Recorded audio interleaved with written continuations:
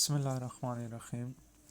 हमारे पास टॉपिक है laws of friction के कवानीन। तो सबसे पहले हम फ्रिक्शन जो है वो प्रीवियस टॉपिक में डिटेल से डिस्कस कर चुके हैं कि फ्रिक्शन कैसे एक्ट करती है।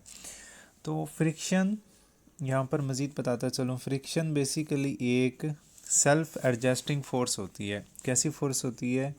सेल्फ एडजस्टिंग फोर्स होती है, यानी कि ये ख़ुद ब खुद अपने आप को अकॉर्डिंग टू प्रेजेंट सिचुएशन ये एडजस्ट करती रहती है। ठीक है। और एंड इट बिहेव्स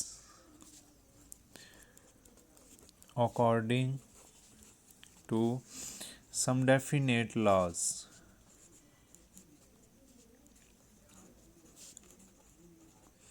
और ये कुछ लॉज के मुताबिक क्या करती है? बिहेव करती है, जिन लॉज को हम क्या कर सकते हैं?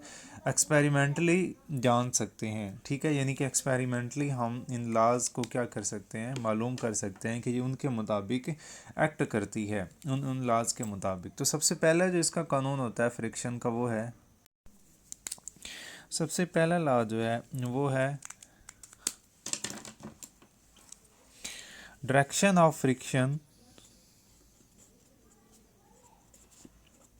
Direction of friction is opposite to the direction of motion of body। यानी कि जो फ्रिक्शन की डायरेक्शन होती है वो ऑपोजिट होती है बॉडी की मोशन के डायरेक्शन की। हम फ़र्ज़ करते हैं कि हमारे पास ये एक बॉडी है जो किसी सरफेस के ऊपर मौजूद है। ये एक बॉडी है, ये एक सरफेस के ऊपर मौजूद है। अगर फ़र्ज़ करें कि इस बॉडी को इस डायरेक्शन में फ़ोर्स लगाकर इस डायरेक्शन में खींचा जाता है या ये इस डायरेक्शन में मूव करता है, तो इसकी फ्रिक्शन की डायरेक्शन क्या होती है? फ्रिक्शन हमेशा अपोजिट डायरेक्शन के अंदर क्या करती है? एक्ट करती है। इस डायरेक्शन में इसकी मोशन है, तो फ्रिक्शन क्या कैसे एक्ट कर रही है? इसकी अपोजिट डायरेक्शन के अंदर एक्ट कर रही है। या इस डायरेक्शन में बॉडी मूव कर रहा होगा तो फ्रिक्शन क्या होगी? इस डायरेक्शन के अंदर होगी। और फ्रिक्शन का सेकंड कानून है, सेकंड इसका है कि मैग्नीट्यूड ऑफ फ्रिक्शन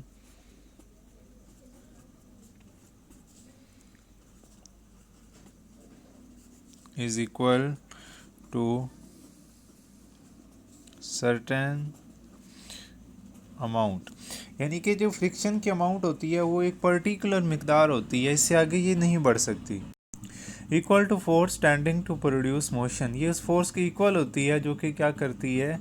मोशन को प्रोड्यूस करने की कोशिश कर रही होती है। यानी कि जितनी हम ज़्यादा फोर्स लगाएंगे उतनी ही ज़्यादा क्या होगी? फ्रिक्शन होगी। या जितनी हम कम फोर्स लगाएंगे उतनी ही कम फोर्स होगी। फ़र्ज़ करेंगे यहाँ पर एक बॉडी मौजूद है, अगर इसकी मोशन क्या है, यानी कि इसकी स्पीड कम है, तो फ्रिक्शन भी क्या होगी? कम होगी। अब जैसे जैसे फ्रिक्शन जो है ये बढ़ती चली जाएगी तो फ्रिक्शन, इसकी मोशन जो है यानी कि स्पीड बढ़ती चली जाएगी तो फ्रिक्शन एक पर्टिकुलर अमाउंट तक बढ़ेगी, उससे ज़्यादा फ्रिक्शन नहीं बढ़ेगी। ये नहीं होगा कि जितनी जितनी इसकी मोशन जो है यानी इसकी स्पीड इंक्रीज़ होती जा रही है उस लिहाज से फ्रिक्शन भी इंक्रीज़ होती जाए, ऐसा नहीं होता। बल्कि एक पर्टिकुलर अमाउंट तक की फ्रिक्शन इंक्रीज़ होती है, इसके बाद फ्रिक्शन की वैल्यू इंक्रीज़ होना रुक जाती है। अगर ऐसा ना हो तो जब गाड़ी बहुत तेज़ स्पीड से ट्रैवल कर रही हो और उसकी जो फ्रिक्शन है वो भी बहुत ज़्यादा अमाउंट में हो, तो उस सूरत में क्या होगा? वो इतनी ज़्यादा फ्रिक्शन की अमाउंट हो जाएगी कि उसके जो टायर हैं वो ऑटोमेटिकली एक ही जर्नी के दौरान क्या हो जाएंगे? घस जाएंगे। या एयर फ्रिक्शन हो तो जहाज़ों को भी इस सूरत में ज़्यादा स्पीड से ट्रैवल करना क्या होगा? बहुत मुश्किल होगा। नेक्स्ट इसका थर्ड है कि only a certain amount of friction can be called into play. ये यानी कि ओनली एक मखसूस अमाउंट या सर्टेन अमाउंट फ्रिक्शन की, उसे क्या कहा जा सकता है? and in each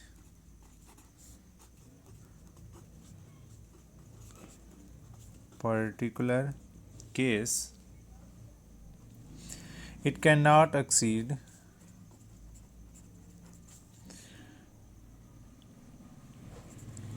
a certain limit, यानी कि ये एक लिमिट से आगे नहीं बढ़ सकती।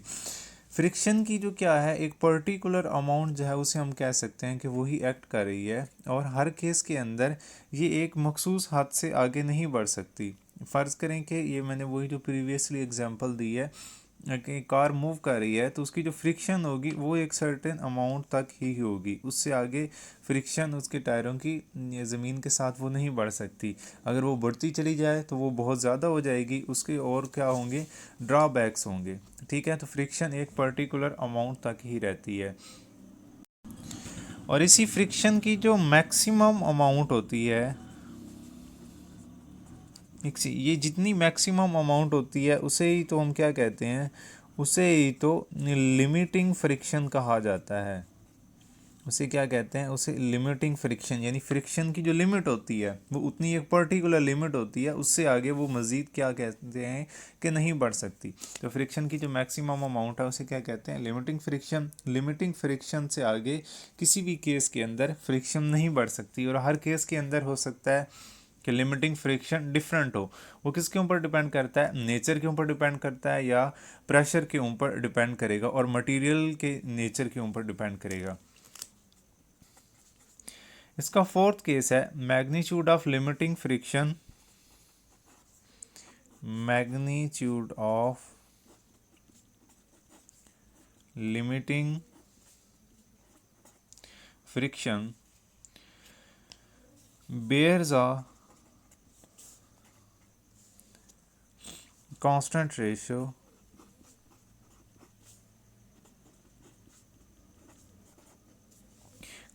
ratio mu to normal pressure between surface, to normal pressure between surface। Magnitude of limiting friction bear a constant ratio mu.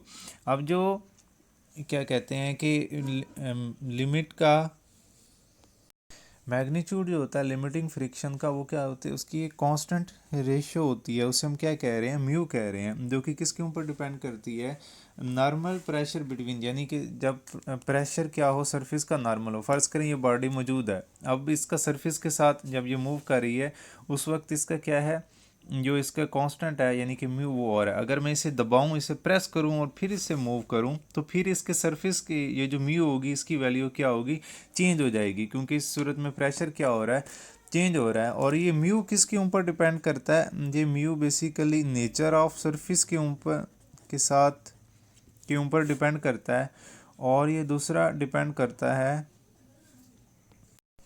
और ये किसके ऊपर डिपेंड करता है, जितना उसके ऊपर क्या लगाया जा रहा होता है, प्रेशर लगाया जा रहा होता है, यानी जितना उसके ऊपर क्या होता है, दबाव होता है सरफेस के ऊपर। इसका फिफ्थ है कि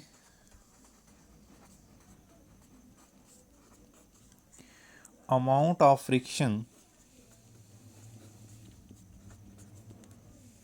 is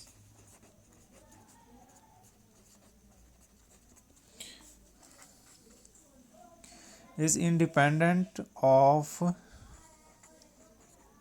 areas and shape of surface in contact,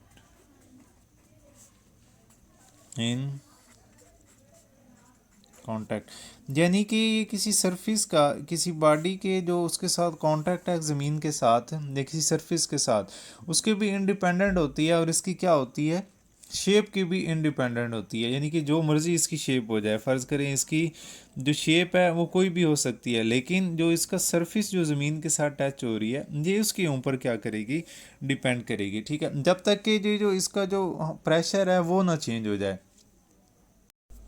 यानी ये जो हमारे पास फ्रिक्शन है ये इसके एरिया के ऊपर डिपेंड नहीं कर रही कि इस बॉडी का क्या है, कितना एरिया है, ना ही इसकी सरफेस के ऊपर डिपेंड कर रही है। जब तक कि क्या हो रहा है, यानी कि इस बॉडी की जो नीचे वाली सरफेस है इसके ऊपर जब और इसका छठा है कि व्हेन मोशन स्टार्टेड,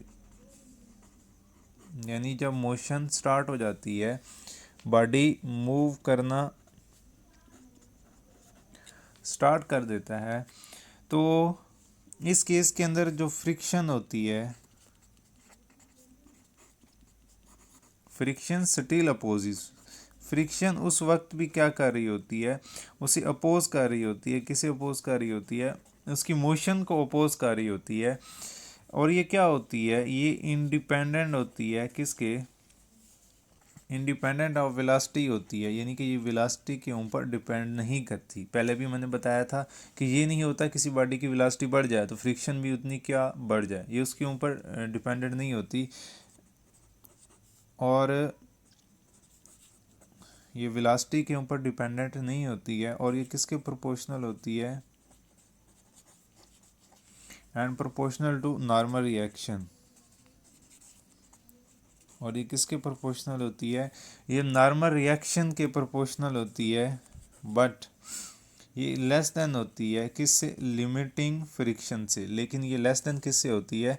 ये लिमिटिंग फ्रिक्शन से लेस होती है, और इंडिपेंडेंट होती है किसके? वेलोसिटी के। और प्रोपोर्शनल किसके होती है? नॉर्मल रिएक्शन आर के। यानी कि ये इस बॉडी का जो नॉर्मल रिएक्शन एक्ट कर रहा होगा, ये इसके क्या होगी? इसके प्रोपोर्शनल होगी।